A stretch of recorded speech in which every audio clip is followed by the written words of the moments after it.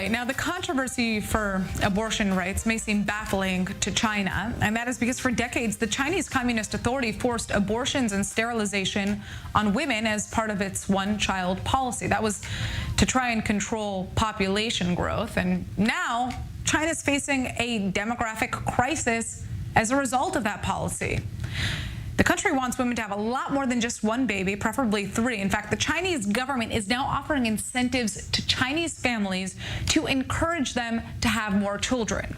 Now, the only issue is that those perks are only available to certain people, and it's isolating a lot of women. And joining us to break this down is our analyst and I-24 News host, Ariel Margalith. So first of all, break down this demographic crisis for us. Well, Natasha, for many years, China has been the biggest country in the world, and that in the past was a hurdle. Then Mao Zedong, of course, tried to shrink very much the population of China in order to allow the population itself better conditions in education and social welfare, right, etc., which has worked very well for China until a few years ago when China realized that its population is declining, that there is an aging crisis in China, that parents, mid-career parents, are taking care of 2 pairs of grandparents and a child often, and that the workforce that has been for years the greatest advantage that China had, being the biggest country on earth in terms of population,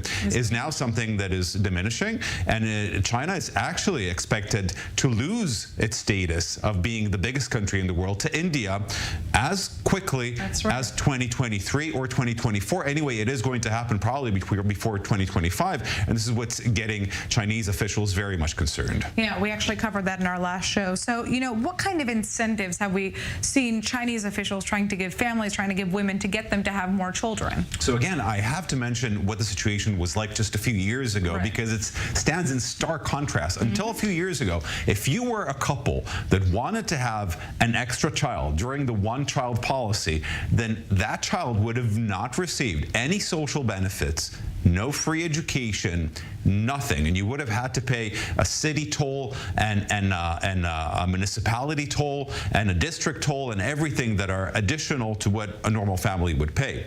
Nowadays, what the Chinese government is saying is, we want you to have children, and the subsidies range in anything from IVF treatments that are suddenly being sponsored in some cases, even for single women, although the government definitely prefers to have couples having more children. We'll get to that in a second. And all the way to money incentives, to cash that is being given to families in order for them to have another child. Now, again, when you think of China and you think about the history of the last few decades, since 1949, since Chinese independence and the Cultural Revolution, etc., this is really mesmerizing. Oh, it absolutely is. I find this fascinating.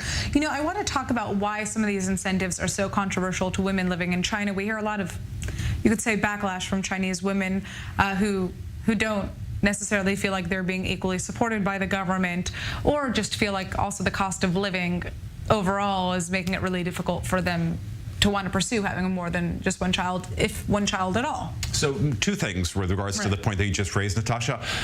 First of all, China is huge. People often forget that China is the size of Europe, whole of Europe, and as varied as Spain versus Germany, right? So first of all, every state in China, every province has its own rules, and there have been some provinces that have already supported even single women in having IVF treatments, for example, which is, it has no precedent in China.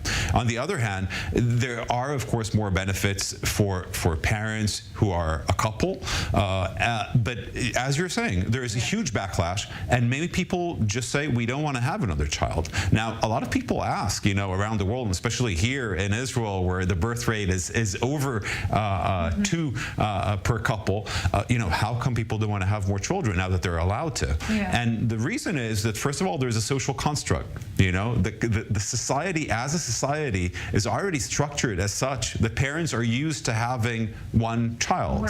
All right. So when it comes to having anything from educational support to nanny services to grandparents that have been raising the child usually while the parents are at work, those grandparents can usually take care together of one child. But what happens when it's 2 children? Also, these couples that I mentioned before are already taking care of 2 pairs of grandparents from both sides and a child. So having another child to support, that's 6 people, it becomes 8 people with 2 salaries, of course, of the parents who are working. So these are a lot of burdens for Chinese families who are not very well off. For those who are well off, often they jump on the wagon and have more children. They say, why now? So this brings me to my last question, which is, are these incentives actually working at the end of the day? Are we actually seeing a reverse in this demographic crisis that China's experiencing? We'll have to wait a few years and see. I know that there was a survey by the Chinese Academy of Social Sciences published just 3 years ago